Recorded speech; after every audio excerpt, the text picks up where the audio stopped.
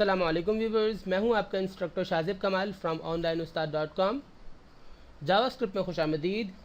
इस क्लास में दो स्टेटमेंट्स के हवाले से बात करेंगे जो कि बहुत इंपॉर्टेंट भी हैं और इनके खासे काम भी आपको एक काम तो आपने इसका देख लिया है स्विच स्टेटमेंट के अंदर, यानी ब्रेक का जो हम इस्तेमाल करते हैं स्विच स्टेटमेंट के अंदर, तो ब्रेक स्टेटमेंट के बारे में पढ़ेंगे और दूसरी स्टेटमेंट है कंटिन्यू। इन दोनों के हवाले से पढ़ेंगे। दोनों दिलचस्प स्टेटमेंट्स हैं, लेकिन इस पर आपको काम करने के लिए प्रैक्टिकल करना ज़्यादा ज़रूरी है। तो इसके लिए हम लूपिंग का इस्तेमाल करते हैं, फॉर लूप का इस्तेमाल करते हैं, ठीक है ना। तो फॉर लूप का इस्तेमाल कैसे करेंगे? फॉर लिखा मैंने, उसके बाद मैंने जो स्टाइल था उसे ड्रॉ किया। पहले मैंने x इज इक्वल्स टू 1, उसके बाद मैंने x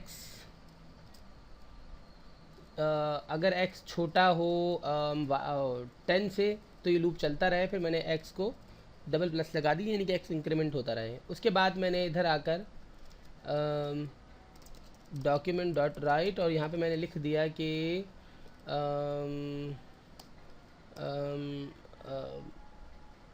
there are many lines, बस ऐसे ही मैंने रफ टैग दे दिया और इधर मैंने उसके बाद BR लगा दिया, नथिंग मच, BR, ठीक है ना। Now just watch it, refresh, it is not showing anything, it means ओहो I've done a mistake here. Now if I display it again, there are many lines. अब यहाँ पर मैं x लिखता हूँ और प्लस का साइन लगा देता हूँ, x और प्लस का साइन मैंने लगा दिया, फिर मैंने इधर स्पेस दे दिया। तो अब देखें एक डेट भी आए, टाइम वो भी आ जाएगा, काउंटिंग भी आ जाएगी।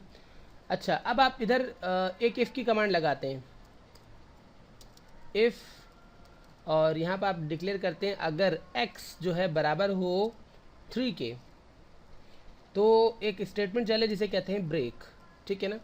देखिए पहले x 1 के बराबर था तो डिस्प्ले आ गया, दूसरी दफ़ा लूपिंग चली x 2 के बराबर था, डिस्प्ले आ गया, तीसरी दफ़ा जब लूपिंग चली तो x 3 के बराबर हो गया ना।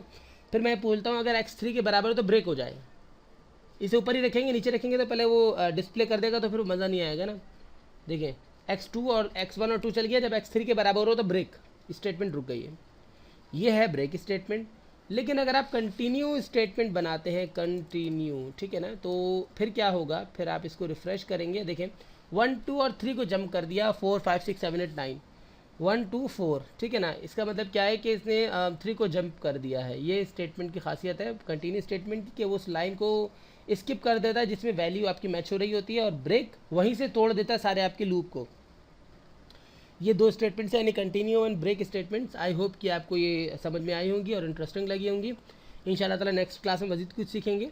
तब तक के लिए मुझे इजाज़त दीजिए। मैं हूँ आपका इंस्ट्रक्टर शाजिब कमाल फ्रॉम onlineustaad.com। अल्लाह हाफिज़।